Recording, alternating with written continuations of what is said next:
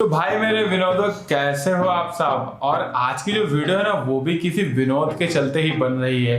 Guys, इस video में मैं अनबॉक्स करने वाला हूँ Ryzen 5 3600X को। एंड गाइस, मैं इसका रिव्यू भी करूंगा एंड मैं आपको वीडियो में आगे बताऊंगा कि आपको ये प्रोसेसर क्यों नहीं लेना चाहिए।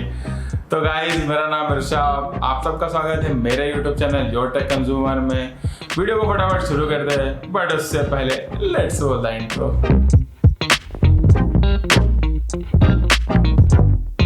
तो गाइस, बॉक्स में सारी स्पेक्स लिखी होती है और प्रोसेसर का नेम और वो सब जो भी डिटेल्स हैं वो मैं आपको वीडियो में आगे शेयर कर दूंगा। तब तक आप अनबॉक्सिंग का मजा लीजिए। एंड गाइस, मैं एक इंपॉर्टेंट बात और बोलना चाहूंगा आपसे कि जब भी कोई भी प्रोसेसर को आप अनबॉक्स करें एंड उसका स्टॉक कूलर निकालने के टाइम प्लीज नीचे हाथ मत लगाना। प्री अप्लाइड थर्मल पेस्ट होता है, पूरा निकल जाता है और ये गलती काफ़ी सारे न्यू पीसी बिल्डर्स कर देते हैं। तो गाइस, आप ये मत करना, मैं आपको पहले ही बता दे रहा हूँ। तो गाइस, अब सबसे पहले हम बात करते हैं इस प्रोसेसर के स्पेक्स की। तो ये प्रोसेसर आपको 6 कोर एंड 12 थ्रेड्स के साथ आता है एंड इसकी बेस क्लॉक 3.8 GHz है एंड बूस्ट क्लॉक 4.4 GHz है।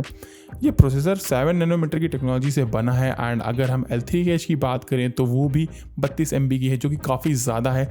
और गाइज, ये प्रोसेसर PCIe 4 Gen को भी सपोर्ट करता है, ये काफ़ी एक अच्छी बात है। तो गाइज, जैसा कि हमको देखने को मिलता है, इस प्रोसेसर के साथ हमको व्रेथ इंस्पायर कूलर मिलता है और इस प्रोसेसर का डिफॉल्ट TDP 95 वाट का है एंड स्टॉक कूलर के साथ ये CPU 95 डिग्री सेंटीग्रेड के टेम्परेचर तक को भी झेल सकता है इजीली। अब अगर रैम की बात करें तो ये प्रोसेसर डुअल चैनल के साथ आता है और DDR4 RAM type and 32 megahertz तक की रैम को इजीली सपोर्ट करता है। इसका मतलब ये है कि आप 32 मेगाहर्ट्ज तक की रैम को इजीली लगा सकते हैं। अब गाइज, मैं मेन मुद्दे की बात करता हूँ। वैसे तो ये प्रोसेसर बहुत ही अच्छा है, बट मैं फिर भी आपको ये प्रोसेसर रिकमेंड नहीं करूंगा।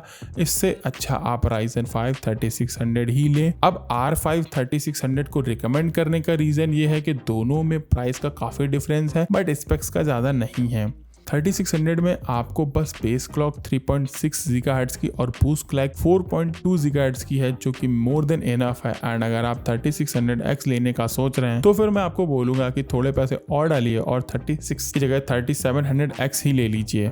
अब इसके पीछे गाइज मेरा करने का रीजन ये है कि अगर आप एक बजट बिल्ड बना रहे हैं तो फिर 3600 ही आपको लेना चाहिए, ना कि 3600X। आपको वो ज्यादा इफेक्ट नहीं करेगा एंड वो पैसे आप कहीं अपने रैम में या फिर अपने हार्ड डिस्क में या जहां पे भी आपको समझ में आए वहां पे आप वो पैसे लगा सकते हैं। जैसा कि हम कोई भी अच्छा CPU लेते हैं तो हमें साथ साथ एक अच्छा GPU भी लेना पड़ता ताकि बैलेंस कर सके।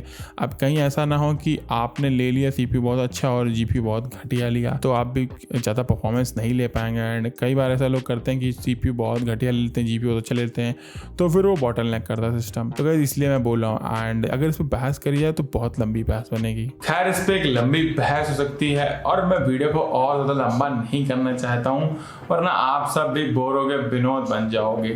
ठीक है, तो गाइज, अगर आप Ryzen 5 3600X या फिर Ryzen 5 3600 दोनों में से कोई प्रोसेसर परचेस करना चाहते हैं तो नीचे डिस्क्रिप्शन में मैं Amazon का और हमारे स्टोर दोनों का लिंक दे दूंगा। आप जाके दोनों जगह प्राइसेस कंपेयर कर सकते हैं, जहाँ से भी आपको ठीक लगे आप वहाँ से परचेस कर सकते हैं। एंड अगर आप चेकआउट भी करना चाहते हैं तो जाके चेकआउट कर सकते हैं। So guys, let me know what you think about this processor in the comment section. And अगर गाइज ये वीडियो अच्छी लगी है तो इस वीडियो को जरूर लाइक कर देना। एंड गाइज, मैं टेक्नोलॉजी की दुनिया से काफ़ी सारी वीडियो बनाता रहता हूँ उससे रिलेटेड एंड उसके ऊपर जो भी गैजेट्स हैं तो वो जो कि आपको काफ़ी ज़्यादा हेल्प कर सकती हैं। तो guys, please consider to subscribe this channel. वो जो लाल कलर का बटन है सब्सक्राइब वाला, उसको दबा दो और चैनल घंटा ही बजा दो। तो गाइज, बस इस वीडियो के लिए इतना ही। मैं आपको मिलता हूँ नए वीडियो में। Till then, piece.